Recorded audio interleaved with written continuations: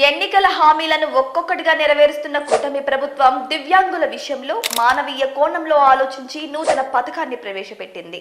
ఇంద్రధనస్సు పేరుతో సీఎం చంద్రబాబు ఈ పథకాన్ని ఇవాళ ప్రారంభించనున్నారు.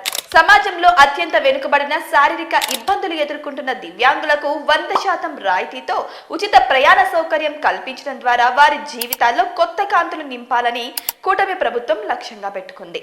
ఈ పథకం కేవలం ప్రయాణానికే పరిమితం కాకుండా దివ్యాంగుల ఆర్థిక స్వావలంబనకు దారి తీసేలా రూపొందించారు.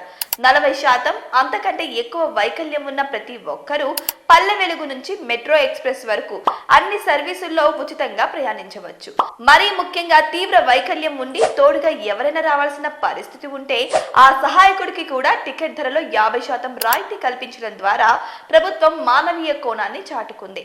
పాత రాయితీ పాసులు ఉన్నవారు వాటితోనే ప్రయాణించవచ్చు. కొత్త వారు సదరం సర్టిఫికేట్ ఆధార్తో సులభంగా పాసులు పొందవచ్చు. ఇప్పటికే మహిళల కోసం ప్రవేశపెట్టిన స్త్రీ శక్తి పథకం వల్ల ఆర్టీసీ బస్సుల్లో రద్దీ ఊహించని స్థాయిలో పెరిగింది.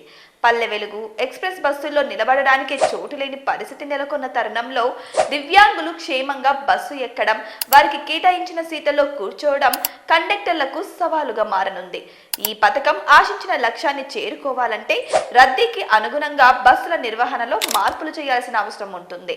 ప్రజల నుంచి వస్తున్న డిమాండ్ను గుర్తించిన కూటమి ప్రభుత్వం త్వరలోనే ఆర్టీసీ ఫ్లీట్ను పెంచే దిశగా అడుగులు వేస్తోంది.